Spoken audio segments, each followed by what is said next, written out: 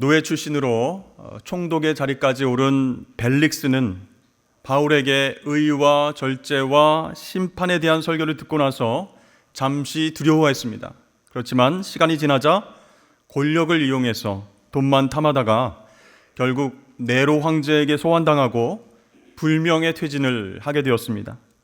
그리고 후임으로 신임 총독 베스도가 부임했습니다.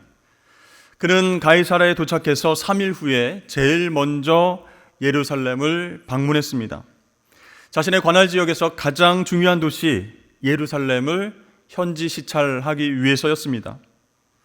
그러니까 부임해서 하루만 쉬고 가이사랴에서 104km나 떨어진 예루살렘 현지 시찰에 나선 것이었습니다. 그때 베스도 총독은 예루살렘의 대제사장들과 산헤드린 공회 의원들을 만났습니다. 그들은 신임 총독을 만나자마자 또다시 바울을 고소하고 그를 예루살렘으로 옮겨주십시오 이렇게 청원했습니다. 여러분, 그 이유가 무엇일까요? 바울을 죽이기 위해서였습니다. 사도행전 25장 3절 말씀을 보니까 이렇게 나와 있습니다. 베스도의 호의로 바울을 예루살렘으로 옮기기를 청하니 이는 길에 매복하였다가 그를 죽이고자 함이더라. 그러나 신임 총독 베스도는 그들의 요구를 정중하게 거절했습니다. 그리고 바울이 투옥된 가이사랴로 자신이 며칠 내로 복귀할 것인데 당신들이 바울을 고발하려면 나와 함께 가이사랴로 가서 그곳 법정에서 정식으로 절차를 밟으라 이렇게 말했습니다. 자, 벨릭스 총독이 있을 때도 가이사랴까지 와서 바울을 고발한 대제사장들과 장로들이었습니다. 그런데 2년이 흘러서 신임 총독 베스도가 부임했을 때도 똑같이 바울을 고발하는 모습을 우리가 보게 됩니다. 여러분, 그들은 유대 최고의 종교 지도자들입니다. 예루살렘에서 매일 드려지는 각종 제사를 집전했습니다. 하나님 앞에서 매일 제사를 인도했던 대제사장들과 장로들은 바울을 처음으로 고발한 지 2년이 흘렀지만 하나도 변한 것이 없었습니다. 그래서 바울을 전염병과 같은 자, 이단의 우두머리, 그냥 두어서는 안 될 정적 그렇게 여기고 어떻게든 그를 죽이기 위해서 또다시 총독에게 고발을 한 것입니다. 결국 지난 2년 동안 예루살렘 성전에서 그들이 드렸던 수많은 제사들은 그들의 삶 가운데 아무런 변화도 주지 못했던 것입니다. 다시 말해서 하나님 앞에서 매번 드린 제사는 습관적인 종교 행위였던 셈이었습니다. 그렇다면 우리의 모습은 어떻습니까? 우리가 1년 동안 한 주도 빠지지 않고 예배를 드렸다면 52번의 예배를 드리는 것입니다. 2년이면 104번의 예배를 드리는 셈입니다. 그 결과 여러분의 삶에는 어떤 변화가 있으셨습니까? 혹시 2년 전에 미워하고 저주했던 사람 지금도 변함없이 그렇게 대하고 있습니까? 또 2년 전에 행했던 불법과 악한 일들 끊어버리지 못하고 지금도 거리낌 없이 계속 반복하고 있지는 않으십니까? 만약에 그렇다면 우리가 드리는 예배도 오늘 본문의 대제사장과 장로들과 마찬가지로 습관적인 종교 행위였다라고 볼 수 있는 것입니다. 여러분, 그런 형식적인 예배를 하나님께서 기뻐 받으시겠습니까? 2년, 10년, 20년 빠지지 않고 예배를 드린다고 할지라도 하나님은 그 예배를 기뻐 받으시지 않는다는 것이에요. 여러분, 하나님께 드리는 예배는 우리의 영과 진리로 드려야 할 줄로 믿습니다. 예배가 살아나야 내 삶이 변화되고요, 그 힘으로 세상에 흩어져서 복음의 능력으로 살아갈 수 있는 것입니다. 구약성경 레위기를 보면 번제에 대한 기록이 있습니다. 번제는 말 그대로 제물을 완전히 불태워서 하나님께 드리는 그런 제사 방식입니다. 이 번제를 통해서 우리는 예배의 본질에 대해서 생각해 볼 수 있습니다. 여러분, 예배는 무엇입니까? 철저한 자기 부인이에요. 또한 자신을 온전히 하나님께 맡겨 드리는 것이다 라고 말할 수 있어요. 여러분, 하나님께 드리는 제물은 흠이 없어야 합니다. 그런데 과연 지금 나는 흠이 없는 제물로서 하나님 앞에 예배 드릴 수 있을까요? 한 주간 동안 죄로 인해서, 연약함으로 인해서 흔들리고 넘어졌는데 흠이 없다 말할 수 있을까요? 그러나 여러분, 우리가 예배에 참여할 때에 예수 십자가 보혈을 의지해서 회개함으로 그렇게 하나님 앞에 나아갈 때 우리는 흠없는 제물이 되어 온전한 예배를 드리게 될 줄로 믿습니다. 이 구약시대의 제사를 드릴 때는요, 죄를 지은 사람이 제물이 되는 짐승의 머리에 이렇게 안수를 합니다. 그러면 자신의 죄가 그 짐승에게 전가가 돼요.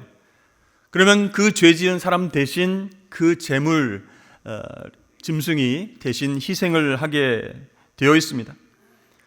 그러나 이제 우리 죄를 위해서 십자가에서 단번에 희생제물이 되셔서 피를 흘려주신 그 예수님을 의지하고 예배함으로 나아갈 때에 우리는 제사장임과 동시에 흠없는 제물이 되어서 하나님 보좌 앞으로 담대히 나아가게 된 줄로 믿으시길 바랍니다.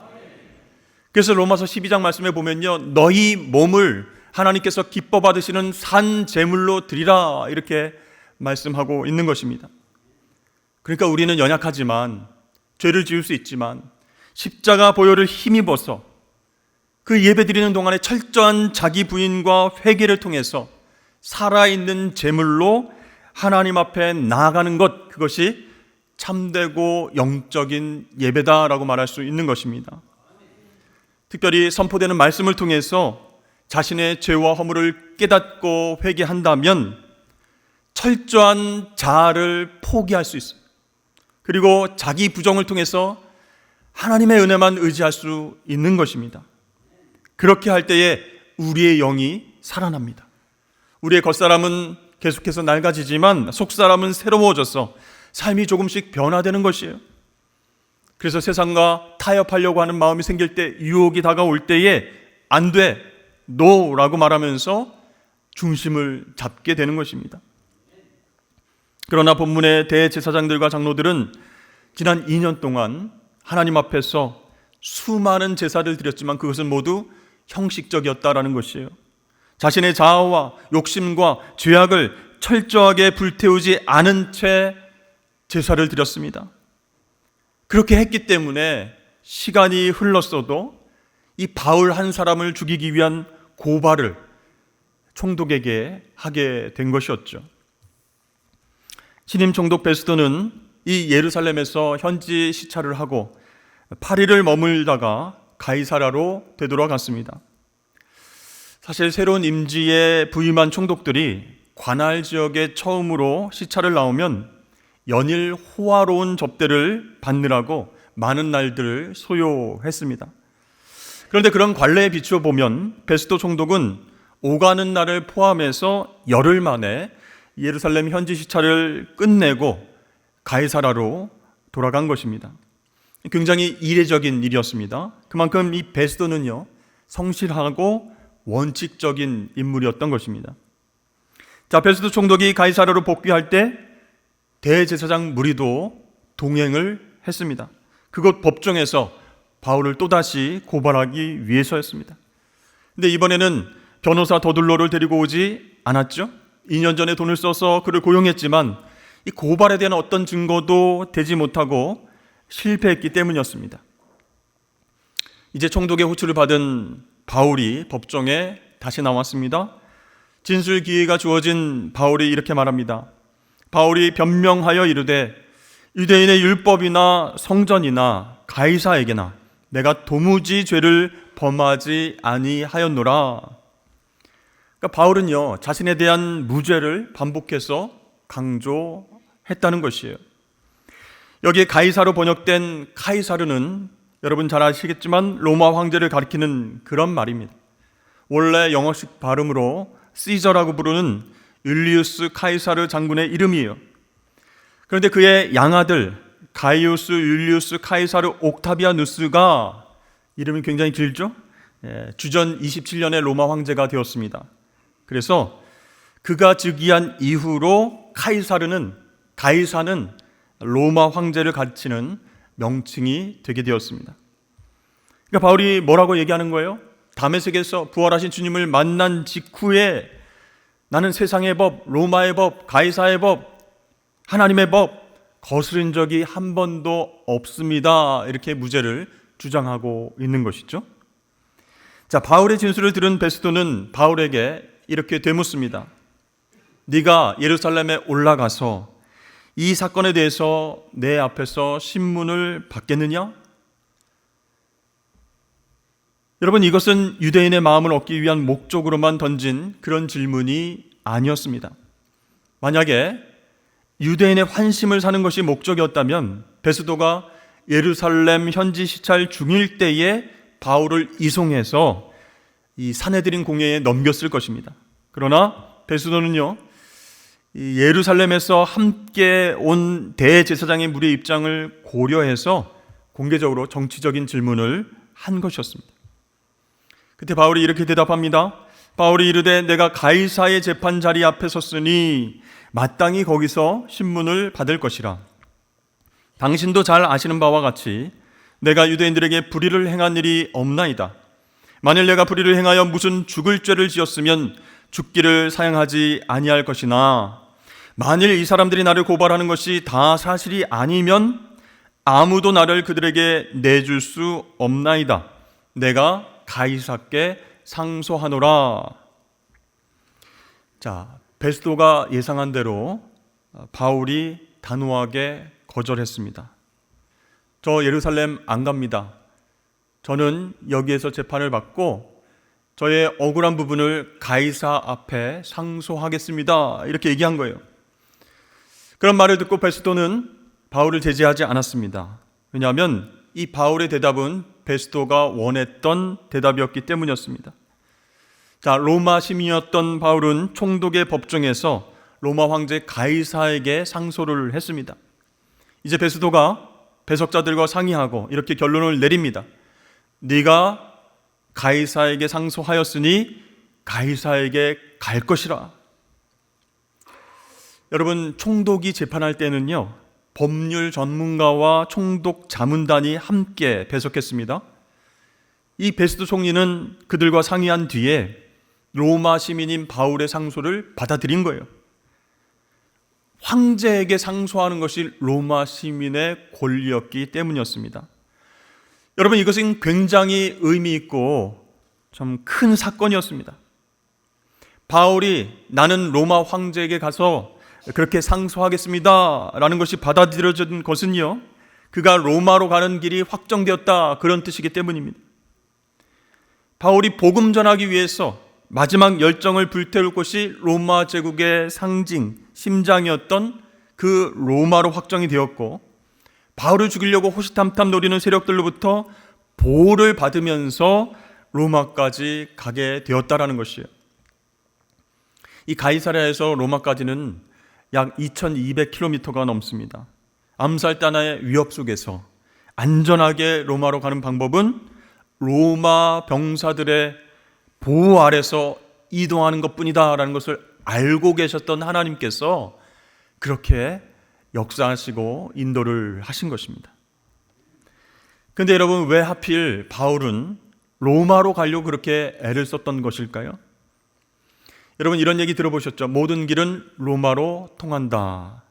이 말은요, 어느 곳에서 출발하든 모든 길의 종착점은 로마다, 이런 뜻이기도 합니다. 그만큼 도로가 잘 만들어졌다, 이런 뜻이에요. 로마인들은요, 기원전 3세기부터 500년 동안 꾸준히 길을 만들었습니다. 그래서 로마를 둘러싼 1번 국도에서부터 8번 국도는요, 지금도 그대로 사용할 만큼 정말 견고하게 잘 만들어졌습니다. 그러니까 수도 로마에서 12갈래로 나뉘어져서 출발하는 그 길은 북해에서부터 뜨거운 아프리카 사하라까지, 또 대서양에서 또 유프라데스 강까지 뻗어나가는 동안 375개의 간선도로로 확장이 됩니다. 이 거대한 도로망은요, 지금 유럽 연합보다도 넓었던 당시 로마 제국의 영역을 통제하는 그런 핏줄과 같은 역할을 했다는 것이요. 또한 로마 황제의 편지는요, 작성되자마자 마치 날개가 달린 것처럼 신속하고 안전하게 목적지에 배달되었다라고 하는 기록이 있을 정도였습니다. 자, 이렇게 로마는요, 길을 통해서, 도로를 통해서 제국을 지배했다라는 것이죠. 그런데 여러분, 이 로마의 도로를 따라서 이동한 것은 단지 물자나 군대만이 아니었습니다. 그 도로를 통해서 사상과 예술과 철학과 종교도 함께 전달이 되었는데, 특별히 바울이 전한 이 복음이 로마의 길을 통해서 빠르게 지중해 세계로 전파될 수 있었다는 것이에요. 바울은 이것을 잘 알고 있었기 때문에 로마로 가기를 원했던 것입니다. 내가 빨리 로마로 가서 복음을 전해야 되겠다. 그래야 그 확장된 도로들을 통해서 지중해 세계에 하나님의 복음이 땅끝까지 전파될 것 아닌가, 그렇게 기대하면서 기다렸던 것이죠. 자, 하나님의 보호하심과 인도하심에 따라서 예루살렘에서부터 시작된 그 기쁜 소식, 복음이 이 로마에도 폭탄처럼 떨어져서 그 영향력이 세계로 퍼져나가길 기도하며 기다렸습니다. 그런데 한 가지, 하나님의 때가 와야 한다는 것이에요. 그동안 어떤 일들이 있었습니까? 총독이 2번이나 바뀌었습니다. 대제사장과 유대 지도자들이 계속 고발하는 상황입니다. 그래서 2년이라는 세월이 흘렀습니다. 그래도 기다려야 했다는 것이에요. 바울은요, 그 기다림의 시간을 아깝다, 허비했다 생각하지 않았습니다. 그 공간을 믿음으로 메꾸었다는 것이에요. 복음이 이제 로마와 세상을 향해서 퍼져나갈 것이다. 조금 더 기다리면 하나님의 때에 하나님이 역사하실 것이다. 이렇게 꿈꾸면서 인내를 했던 것입니다. 그렇습니다. 믿음은 곧 기다림입니다. 내가 내 생각과 내 능력으로 문제를 해결하려고 하는 것은 나에 대한 믿음이 있기 때문이죠. 그런데요, 그것으로는 고작 나의 일을 해낼 수 있을 뿐입니다. 그러나 하나님의 일을 감당하려면 나에 대한 믿음이 아니라 하나님에 대한 믿음이 필요한 것입니다. 그 믿음으로 하나님의 때를 기다려야 한다는 것이에요. 자, 하나님은 율법을 친히 기록한 돌판을 주시기 위해서 모세를 시내산으로 부르셨습니다. 모세는 주저하지 않고 산을 올랐습니다. 그 순간 여호와의 영광이 산 위에 머물고 짙은 구름이 엿새 동안 산을 가리웠습니다. 이 구름 속에 갇힌 모세는요, 아무것도 볼 수 없고 아무것도 할 수 없었습니다. 그저 잠잠히 조용히 기다릴 뿐입니다. 여러분, 좀 이상하지 않습니까? 왜 하나님은 모세를 부르신 뒤에 아무런 말씀도 없이 엿새 동안 홀로 산에 그냥 두셨을까요? 그 이유는요, 단 하나입니다. 하나님의 때, 하나님의 시간이 필요했다라는 것이에요. 모세는요, 하나님과의 거룩한 만남을 위해서 그 산 정상에서 기다렸습니다. 보이지 않는 곳에서, 아무 소리도 들리지 않는 그곳에서 인내해야만 했습니다. 근데 여러분, 앞이 보이지 않는 상황은요, 참 우리에게 두려움을 가져다 줍니다. 여러분이 아침 일찍 운전을 하면서 출근하려고 할 때 뿌연 안개가 가득 차 있으면 어떻게 됩니까? 네, 속도를 줄입니다. 깜빡이를 켜고 조심조심 운행을 하게 됩니다. 이렇게 앞이 보이지 않는 상황은요, 사고 나지 않을까? 뭐가 튀어나오지 않을까? 어떤 일이 발생하지 않을까? 누구에게나 두려움을 준다는 것이요. 특별히 모세는 산 위에 있었습니다. 시간의 흐름조차 가늠할 수 없는 그곳, 그 힘든 장소에서 6일을 지냈다라고 하는 것은요, 결코 쉬운 일이 아니었습니다. 그 기간 동안 어쩌면 모세의 마음 깊은 곳에서는 의심의 물결이 막 출렁거렸을 수도 있었을 것 같아요. 내가 하나님의 음성을 잘못 듣는 것은 아닐까? 여기가 아닌 다른 곳에서 주님께서 부르신 것은 아닐까? 그러나 모세는 흔들리는 마음을 다스리고 잠잠히 인내하면서 기다렸습니다. 하나님을 신뢰함으로 그렇게 기다렸다는 뜻이에요. 그리고 7째 날 마침내 하나님의 음성을 듣게 되었습니다. 우리의 인생도 자주 안개와 구름에 가리워질 때가 많이 있습니다. 보이지 않고요, 들리지 않습니다. 또 아무리 하나님 앞에 기도해도 하나님이 침묵하시는 듯한 그런 순간들이 찾아올 때가 있습니다. 그럴 때 우리 마음 가운데 믿음이 흔들리게 됩니다. 과연 하나님 날 사랑하시는 것이 맞으실까? 왜 이런 답답한 상황을 허락하실까? 언제쯤 나를 인도하실까? 그러나 여러분, 그런 상황 속에서도 우리는 믿음으로 인내하며 기다려야 합니다. 왜 그렇습니까? 기다림은 곧 믿음입니다. 인내는 성령의 열매이기 때문이에요. 하나님을 신뢰한다라고 말하는 것은요, 그분의 때를 기다릴 줄 안다라고 하는 말과 동의어입니다. 여러분, 세상 사람들은 우리에게 이렇게 말하죠. 야, 인생은 타이밍이야. 기회를 놓치면 너는 성공할 수 없어. 그래서 우리는 그 말을 듣고서 조급해합니다. 그리고 내가 계획하고 내가 정한 그 시간이 전부인 것처럼 살아갈 때가 많이 있습니다. 하지만 하나님은 우리에게 이렇게 말씀하십니다. 우리의 타이밍은 중요하지 않다고, 당신의 때가 더 중요하다, 이렇게 말씀하십니다. 여러분, 하나님은요, 우리가 인생의 처음과 끝을 알지 못하게 하셨습니다. 때로는 안개와 구름 속에 두시면서 앞을 보지 못하게 하실 때가 종종 있다는 거예요.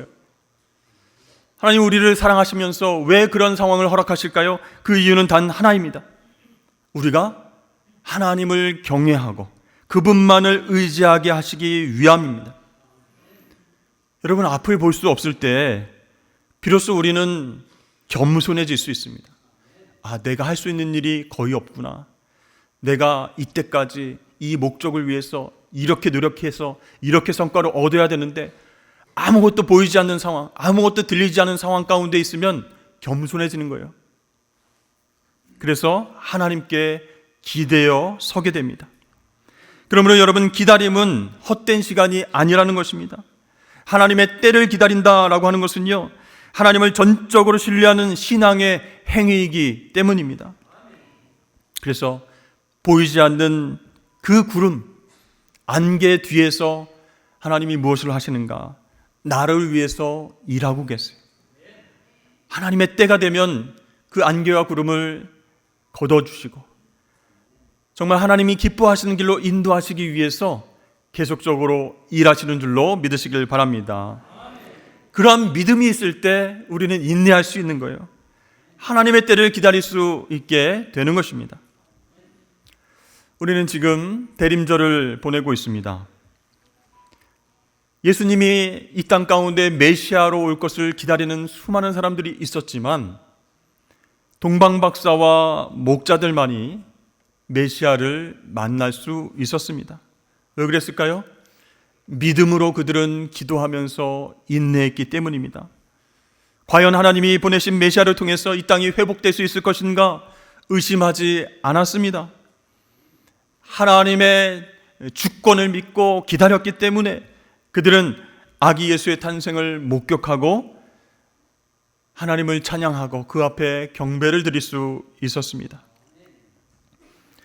여러분, 오늘 바울이 로마의 복음화, 또 세계의 복음화를 꿈꾸면서 로마로 가는 날 언제인지는 모르지만 믿음을 가지고 인내하며 기다렸듯이, 또 모세가 시내산 위에서 하나님 만나기 위해서 뿌연 안개 속에서 구름 속에서 하나님의 음성을 기다렸듯이 저와 여러분들도 하나님의 때를 믿음으로 기다리실 수 있기를 축복합니다. 믿음은 곧 기다림입니다. 믿음이 없이는 하나님을 기쁘시게 할 수 없습니다. 여러분, 하나님은요, 저와 여러분들을 통해서 선한 일을 계획하고 계십니다. 단지 그것이 무엇인지 알지 못해서 초조하고 불안해질 때가 있다는 것이에요. 그러나 하나님을 믿고 있다면, 그분이 나를 통해서 선한 일을 하실 계획을 세우고 계신다라는 것을 확신한다면 우리는 인내할 수 있습니다. 기다릴 수 있는 것이에요. 여러분, 그래서 믿음으로 기다리시고 또 때가 되면 순종하실 수 있기를 바랍니다. 그때 하나님의 역사는 믿음으로 기다린 한 사람을 통해서 놀랍게 이루어지게 될 줄로 믿습니다.